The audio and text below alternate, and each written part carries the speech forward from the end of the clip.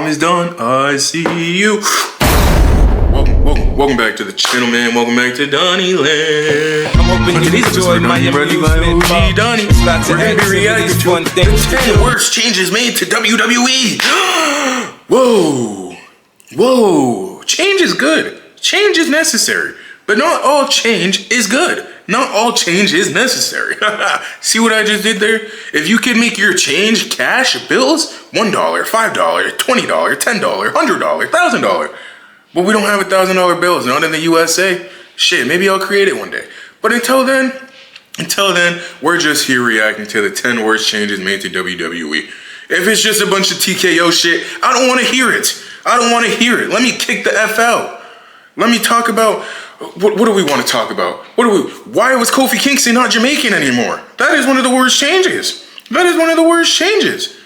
Like, you know what? Let's just start. This is as sustainable as it has ever been. The future is incredibly bright. The ascension of Triple H to the WWE throne was initially made. You know what? I'm gonna be honest. I'm gonna pause the video before we even start. I don't know how to feel about Triple H anymore. I really don't. I've had it just about up here. Just about up to here. You know what? I can't believe everything I read on the internet, but you make it very hard to believe everything I read on the internet, Triple H. You make it very hard, Triple H. I understand it's a business. It's no longer a family business. We're in the business of making money now.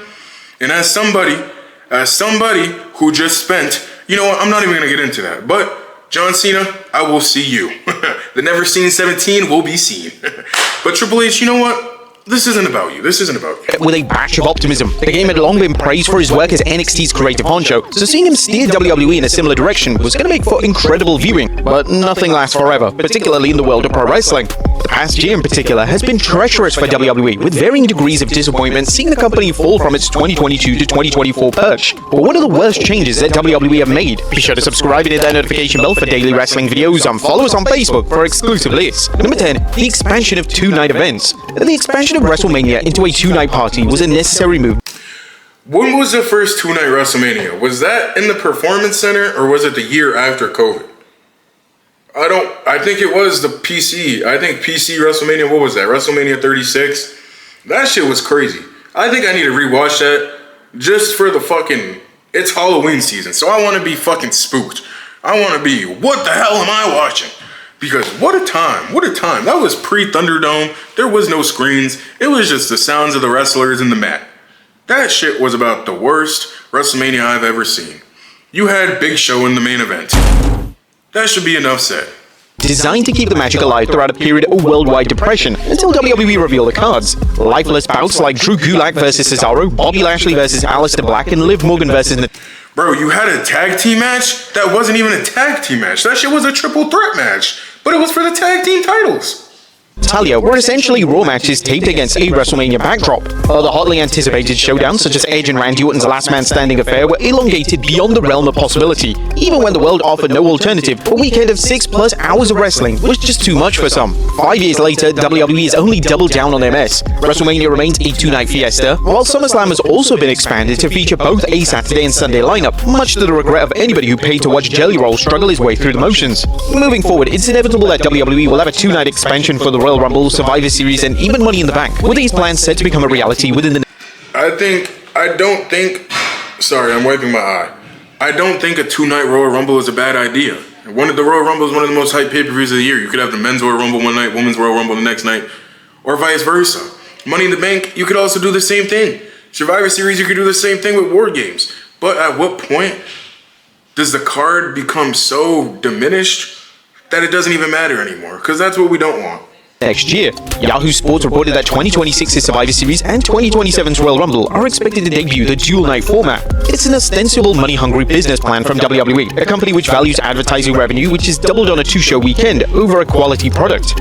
Number 9. Too many wrestlers. The biggest problem with modern wrestling promoters is that they just sign everyone. WWE does it, AEW does it, and TNA is getting there. MLW has whoever the top 3 don't want. The difference between WWE and the others, though, is that they don't have the creative capability to make the full and best use of their deep talent pool. This is best exemplified when you divert your eyes away from the top of the table. WWE wants you to think that its chosen few of Cody Rhodes, Roman Reigns, etc. are the best in the world. They're in the discussion, sure, but from a pure wrestling perspective, there are dozens, potentially hundreds, who are more capable and more excellent exhilarating to watch further down the card.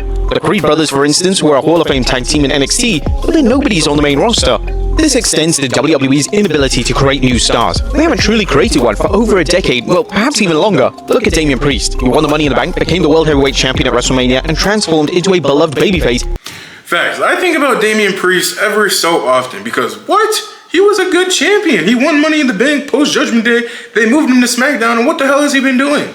What has he been doing? A bunch of useless feuds. Put him back in the main event picture. Make him something. Put him back to Raw. Fuck. Damian Priest, we need more. WWE, we need more. But you know what they say, Triple H, if it ain't white, it ain't right. Is now struggling to breathe amongst a bloated locker room. WWE tries, fails, and then gives up. It's an unfortunate cycle. Number 8, too many championships. Similarly, WWE currently boasts too many championships. There's not too many championships. It's just too little thinking. You have a brain. What is the point of having a brain if you're not gonna fucking think? You have a whole room full of creative people, and yet they're not creative. What? Make that make sense. What are you getting paid for? What do you put me in the creative room, and I bet you WWE will do record numbers. Put me in creative, and I bet WWE's selling out every show for the next 5 years. I stand on that, 10 toes down. Championships to give each of them the light of day. Across Raw, SmackDown, NXT, Evolve, and the IT program, as well as WWE's trophy cabinet, it totals to about 23 titles. Bro, ID and Evolve, do those shits even count? If it ain't on Raw, if it ain't on SmackDown, if it ain't on NXT, what does it matter? They're just doing their thing. They're trying to breed their talent. But truthfully, unless it's either the main roster world titles, WWE will not handle the booking of its championships correctly. Cast your eyes to the Women's United States Championship, introduced at the same time on SmackDown as a Raw Women's Intercontinental Championship, which has received considerable superior booking, but the US title has struggled under Paul Levesque's weak penmanship. Chelsea Green was revolutionary as its inaugural holder, but the subsequent reigns of Zelina Vega and Julia have proven counterproductive. Julia, for instance, cropped out of nowhere. That's because they're not thinking. They're not getting creative. They're just sending them out there to wrestle. What is the point of being a champion if you have no story? What is the crowd going to buy into? Where is the equity? Where is any of that? Friended Zelina, instantly turned on her, dethroned her for the strap, and then faded into obscurity, reappearing eventually with Kiana James as a lackey, because, well, who knows in reality? On Raw, the World Tag Team Championships have only been defended once, which highlights both the kayfabe 30-day clause for titles to be defended within and the self-implosion of the Red Brand's doubles division. Actually, the Judgment Day is actually defending the titles next week on Raw against AJ Lee. Considering these belts are being booked by the same man who penned many of NXT's illustrious tag team encounters, it's a severe misstep that the titles have fallen off this hard and this quickly. Number 7, post-show press conference.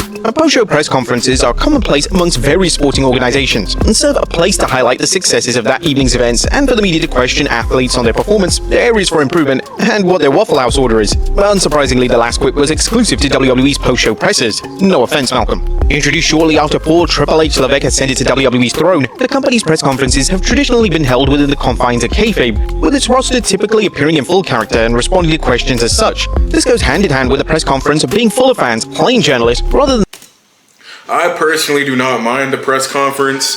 I think it adds more to the character. There's more story to be told, and that's never a bad thing. So they kind of reverted away from the press conferences, and now it's just the post show. It's because they didn't want to get press on what a shitty fucking business we're in right now. Triple H, man up and take the fucking questions.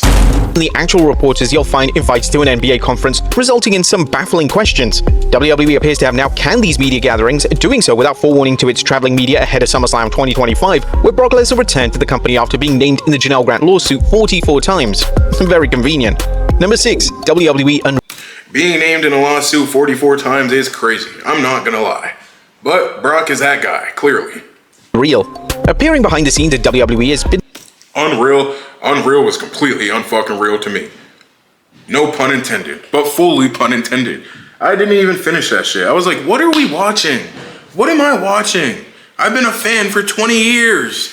I've been a fan for freaking 19 and a half years, 18 and a half years, since whenever my memory fully developed. But you think I really want to know this shit? No. long a tantalizing concept, one the company has rarely shied away from. The celebrated run of WWE 24 documentaries offered an inside look at, for example, the day of WrestleMania, detailing every Bro, bring back the WWE Network. Why am I watching WWE? First of all, I'm watching WWE illegally. I will state that. Fully illegally. Fuck you, ESPN. You are not getting $30 a month from me. OG Donnie stands on that. I stand on that, and I will stand on that forever. But why is everything so spread out? Oh my gosh, we want to make money. Fuck money. It's about your fans. Do you not care about your fans?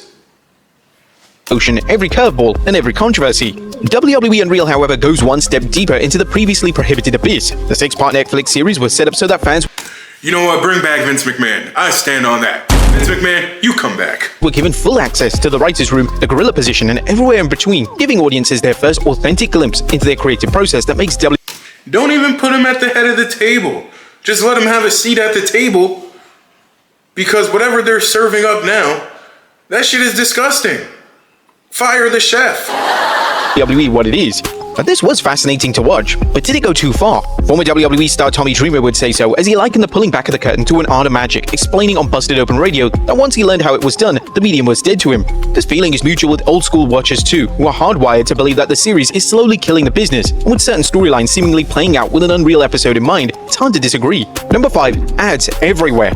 Pro wrestling and advertising have long been bedfellows, but in I'm not gonna lie, I barely noticed the ads in the middle of the ring. It is what it is. But that shit, like, oh my gosh, Vince would have never allowed that. Yes, we know that.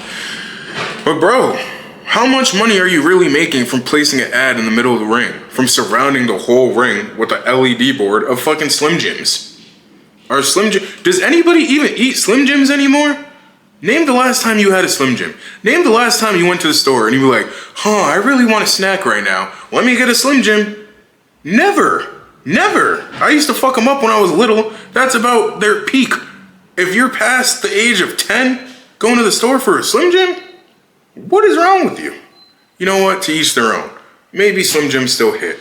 Fuck it. Maybe I need to have a Slim Jim. It's been a while. 2025, it's become a little too much. Previously, it would be the case that a pay-per-view would have one sponsor, 2 at a push, which was advertised throughout the entire broadcast. Now, though, it isn't rare to see sponsors for specific matches with embarrassingly grotesque logos taking center stage on the ring and on the surround. Bro, but when you're having a freaking Viking match because Clash Royale is your sponsor, shit like that is just stupid. Like, stupid. That match would not happen. It wouldn't even be a dark match. You're doing it because it's an ad. So you're booking matches of wrestlers who probably wouldn't even be used just because you're getting paid for it. I get it. Money rules the world. Sure. But when your purpose is to entertain your fan base, you're surrounding LED panels, thereby taking away the mystique and intensity of what should be a heated feud ender. A Hell in a Cell match is instantly less hellish when Michael Cole introduces it as being. I just seen something. It said 2025 is going to be the first year in like 21 years that WWE has not had a Hell in a Cell match. Do you think we will be getting a Hell in a Cell match this year? CM Punk versus Seth Rollins? Have they gone in a Hell in a Cell match yet? Has that been one of their matches? I don't know. I can't recall. But CM Punk is the new #1 contender for the World Heavyweight Championship. What a surprise. What a fucking surprise. Will that match be settled in a Hell in a Cell? Let me know. Of course, that's fine. Adverts aren't the issue. It's the frequency of them that rolls eyes. Raw and SmackDown should not be lambasted with advert upon advert because. You know what really irks my nerve? Why is there a Slim Jim logo on the table? I can go on about Slim Jims for days, but why is there a Slim Jim logo on the table? I get the ring, I get the barricade, but now you're putting ads on weapons? That is just pathetic. Realistically, no one wants to trudge through the minefield of circa 2025 WWE television to hear about WWE's latest product placement. But it isn't just Raw and SmackDown that fans need to worry about. As number 4, ads on premium live events. WrestlePalooza was WWE's first. You know what? I agree with that because, bro, you have to be a premium member of Peacock, of whatever, to even see the build-up to the match. What if I'm just a casual fan tuning into a PLE because I love WWE and I just want to watch their highest product, their best of the month? I just want to watch a premium live event. But I don't even know what happened leading up to the match because, I have to have the ad-free version? Oh my gosh. Premium live event to be broadcast via ESPN, and surprisingly, it featured several commercial breaks. This is unacceptable. ESPN DTC, the app which was slated to host WrestlePalooza, faced glaring technical issues ahead of the event, leaving fans having to pay extra on top of the usual $29.99 per month fee. But those issues aren't expected to be fixed until the year's end, meaning fans watching from the United States may face similar charges for Crown Jewel and Survivor Series War Games. Now, WWE has long been partial to airing commercials for whichever brand they have partnered with notable recent examples being LA Knight Slim Jim ads. Sure, fans are used to seeing adverts and commercials on weekly WWE television, but to add it in. The one good thing I can't say about Slim Jim, though, I know I'm fucking rambling about Slim Jims. Are you sure you don't like Slim Jims, OG Donnie? I haven't had a Slim Jim in years. Okay? Get that thought out of your fucking... Who are you? What? You know what? If I want to eat a Slim Jim, I'll eat... Get out of here. But the one good thing about Slim Jims is it's been a sponsor for years. Macho Man Randy Savage, he was a Slim Jim man. That shit was in like 1776, and they're still here. So you know what, Slim Jim? Just take that shit off of the tables and I'll be okay. To PLEs is now criminal, especially when fans pay a premium price to watch that event. Number 3, noticeable creative fatigue.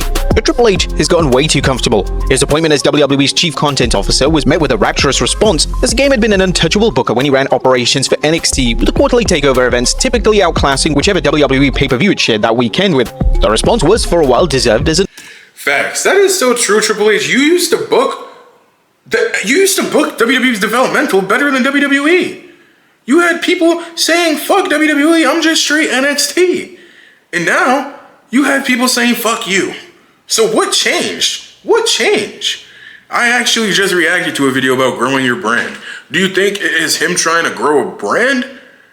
Because the product, you're not really growing the product, you're growing the brand, yes. But a brand and a product, they're two completely different things. The product could be going down, but the brand could be going up, clearly, because there's record gates at every event, but also record ticket prices for every event as well. So what are we really record breaking? Under Triple H's stewardship, WWE reached its hottest peak in well over a decade. Its tenure reached its boiling point at WrestleMania 40, however, and it's been going downhill ever since. The format for every Raw and... I honestly think the build up to WrestleMania 40, that shit was so peak, like he said. And ever since then, straight downhill. You hear plenty of great people at their respective position in life. Once you get to the top of the mountain, how are you going to stay there? Because it's not about getting to the top, it's about what you do once you get to the top. Clearly, Triple H didn't fucking think of that. SmackDown follows the exact same pattern. Rivalries are rarely tied up to allow for easy and indeed lazy revisitations. Superstars are booked in the same matches month after month. Tiffany Stratton has beaten both Nia Jax and Jade Cargill, and yet both are apparently deserving of becoming Tiffany's next women's championship contender. This then ties back into Triple H's inability to create new stars. Hey, the SmackDown Women's Division, that shit is just the shits. No thought goes into that division at all. He still believes that DIY are capable of thriving on the main roster. Further up the card, Randy Orton has been eyeing the WWE Championship ever since he came back, but it's a story beat that WWE has failed to capitalize on. It all scans as a lazy, incompetent booking from a man who's more focused on getting himself over rather than his own employees. Number 2, celebrities being the priority. Well, there's nothing wrong with celebrities becoming intertwined in the world of pro wrestling, until they become the priority. Bro, there hasn't been a celebrity like that. Actually, Jelly Roll just wrestled at SummerSlam. But besides that is a big PLE. The first WrestleMania was full of celebrities, no? So it's been in the formula for a while. I see nothing wrong with that. But when a celebrity is a centerpiece of SummerSlam, I don't think Jelly Roll was a centerpiece at all. But when they're taking time away from people who should be on TV, I could see where the problems come in. But you are garnering a new fan base. You are bringing that celebrity's fan base to watch your product. So I will not complain about that. Take Travis Scott. WWE was so... It's literally doing a collab. You have no problem buying Kim Kardashian times Nike. You have no problem buying Skims Nike. But when WWE links up with a celebrity, it's a problem? Insistent on making him a focal point of John Cena's heel turn, that the actual arc of Cena finally becoming the best. Hey, is Skims comfortable? Pause. Completely. That guy was ultimately retconned from history. It was a waste of the final year of Cena's career, all because WWE wanted to generate a bit of cheap publicity. At SummerSlam, Jelly Roll was in a featured tag match, while the Women's United States Championship match was relegated to the pre-SummerSlam SmackDown. As for the Rumble, Akira Tozawa, a devoted good hand since 2016, was inserted into the link that allowed iChow's Speed to enter the titular match. Well, that could be excused, given the streamer's near-death experience being the highlight of the night, but the problem persists. We know that the problem isn't going to go overnight, but WWE needs to find the right balance in how to best showcase whichever celebrity they landed for that month. And number 1, insane ticket prices. If you've attended a WWE event in 2025, then congratulations, you're probably now bankrupt. Now, one thing's for sure, the problem doesn't persist in wrestling. Quite literally what happened today. Alone, it seems to be a problem across all avenues of sport. However, WrestleMania 42, slated once more for Las Vegas' Allegiant Stadium, had its pricing reveal recently with the highest... Hey, I'm gonna be 21 next May, or next April, whenever the fuck WrestleMania is. I'll be 21 before that. But, what are we thinking? Are we pulling out to Vegas? Shit. Price being a whopping $8,998 for a floor seat. Even in the 400 section, a seat will set you back $854. But for context, a revealing Reddit $854 to be at the top? I don't know. I might be watching it. Not in the arena. thread discussing the outrageous prices saw one fan reminisce about attending WrestleMania 31, where they But fuck it, it's WrestleMania. You only live once, right? Right? sat in a luxury box for just $400. Even more recently, at WrestleMania 39, another fan recalled spending just $105 and $85 to attend each night. When quizzed at Universal Studios on the high ticket price to attend a WWE event, Nick Khan, the president of WWE, simply stated, "I understand," implying that it's out of his control. As the president, if he isn't setting the prices, then who really is? Attending WWE is no longer for the average family. It's for the rich and the wealthy, and indicated the bleak direction it's heading in with WrestleMania 43. Bro, I feel like any major sports, not even just sports, everything has outpriced the casual, regular, diehard fan. Now it is just for people who have money. It is just, I remember my grandpa telling me stories about going to Madison Square Garden for a fucking nickel. You know how many nickels it'll take to just sit at the top of a WWE show now? About $742,000. That's probably only like $5. I don't know. I'm not computing that quick in my head. But still, you get my point. He's scheduled for Riyadh in Saudi Arabia. But there you have it, folks. 10 of the worst changes made. Hey, that was the list. Clearly, this video got me a little riled up. You know why? Because being a fan of something you love, just seeing it go down the gutter, what are we doing? I don't want to leave you, but you're gonna make me leave. It's like a relationship that just, it keeps going. Oh my God, WWE, what are we doing? I'm losing track. I'm losing all my marbles. What is today? Today is Wednesday. Is there any WWE on? No. NXT used to be on Wednesday. It's fucking AEW. You know what? Am I gonna tune into AEW? Probably not. I'm just gonna keep it a buck. When I say I'm a wrestling fan, I'm a WWE fan. Okay? I'll start saying I'm a WWE fan. But WWE make it hard to be a fan nowadays. Even for somebody who's loyal to the soil. That soil is going to start growing worms. It's going to start eating at this dead body because I might die. Our fandom, our friendship, it might die. But I don't know. You might start making me money. So, WWE might just be stuck with me. I might just be stuck with you. Until then, this video is over. Boo, no, Donny, no. No, don't leave me, no. Let me know. Was there anything that was on this list that shouldn't have been on this list? Was there anything that shouldn't have been on this list that was on this list? He probably could have listed 10 more. I could have listed 10 more, but fuck it. That's not what I'm going to do. I already said the video is over. Stop fucking talking. I said the video.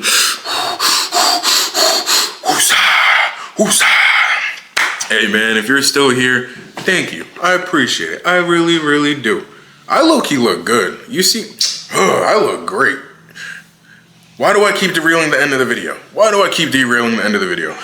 If you're still here, thank you. I appreciate it. I really, really do. My name is Don. I see you.